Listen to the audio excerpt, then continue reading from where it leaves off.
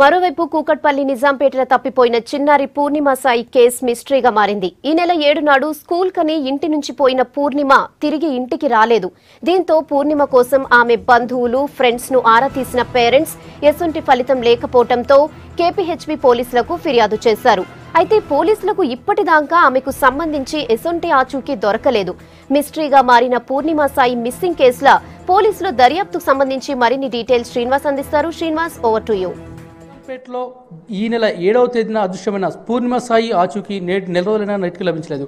అయితే పూర్ణిమ అదృశ్యమైన రోజు నుంచి ఇప్పటి వరకు తమదైన శైలిలో విచారణ జరిపిన పోలీసులు పూర్ణిమ సాయి జాడ కనిపించలేవు. అయితే పూర్తిగా తల్లిదండ్రులు చెప్పిన ఆధారాలతో ఏపీతో పాటు గోవా, యానంతో పాటు షిరిడీతో సహా ముంబై లాంటి ఏరియాలో కూడా గాలించిన పోలీసులు పూర్ణిమ అదృశ్యం వెనుక ఎలాంటి కోణాలను ఆరాధిస్తున్నారు. అయితే ఏదేమైనప్పటికీ నెల రోజులు గడిచినప్పటికీ పూర్ణిమ ఆచూకీ కోసం మరో 4 బృందాలను రంగంలోకి దింపి విచారించిన పోలీసులు ఆమె ఆచూకీ కోసం మనతో కూకట్పల్లి ఏసీపీ భోజరావు సార్ ఆయన చెప్పండి, పూర్ణిమ ఆచూకీ మిస్టరీ ఏంటి అసలు? ఈ పూర్ణిమ సాయి అనే 10th క్లాస్ స్టూడెంట్ భాష స్కూల్లో అమ్మాయి స్కూల్కి బయలుదేరుతుందని చెప్పేసి అని 8 o'clock ఇంటికి వెళ్ళి బయలుదేరింది.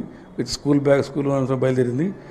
సో అమ్మాయి 1 o'clock ఇంటికి రావాల్సిన అమ్మాయి ఇంటికి రాకపోవడంతో తల్లిదండ్రులు అక్కడంతా మొత్తం అంతా విచారించి మాకు ఆ రోజు ఫిర్యాదు చేయడం జరిగింది. సో ఆ రోజు నుంచి మేము ఈ అమ్మాయి ఆచూకీ గురించి దాదాపు 14 బృందాలు పెట్టించేసి ఈ అమ్మాయి గురించి అంతటా సికింద్రాబాద్, హైదరాబాద్ సిటీలో ఉన్న అన్ని ఏరియాలు కూడా వెతకడం జరిగింది.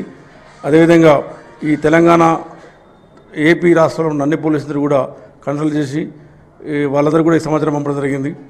ఉదాహరణకు ఈ అమ్మాయి గతంలో సమ్మర్ వెకేషన్స్లో ఈ వైజాగ్ వెళ్ళిందని చెప్పేసి తల్లిదండ్రులు చెప్పడం ఉంది. అదేవిధంగా యానం, తర్వాత విధంగా ఈ డిఫరెంట్ ప్లేస్లో పోయిందని చెప్పినారు. కాబట్టి అమ్మాయికి తిరిగిన ప్లేస్లు అన్నింటిలో కూడా ప్రత్యేకంగా మేము షిరిడీ పోలీస్ తోటి, యానం పోలీస్ తోటి, వైజాగ్ పోలీస్ తోటి ప్రత్యేకంగా వాళ్ళతో మాట్లాడి అమ్మాయి డీటెయిల్స్ మొత్తం షేర్ చేయడం జరిగింది.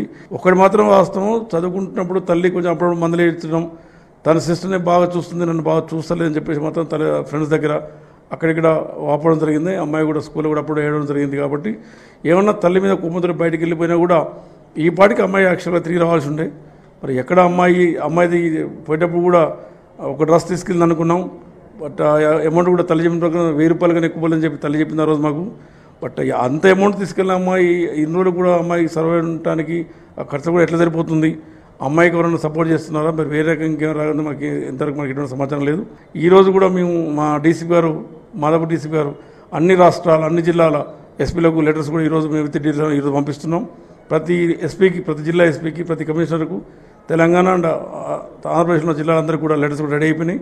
వాళ్ళందరూ కూడా 7th తర్వాత ఎక్కడైనా అమ్మాయి ఒకవేళ బై యాక్సిడెంట్లు జరగకుండా ఇన్సిడెంట్ జరిగినా కూడా ఈ అమ్మాయి ప్యాటర్న్ డిస్క్రిప్టర్స్ అన్ని కూడా వాళ్ళకు కమ్యూనికేట్ చేస్తూ ఎక్కడ ఉన్నా కూడా మాకు తెలియజేయాలని చెప్పి రిక్వెస్ట్ చేయడం జరిగింది.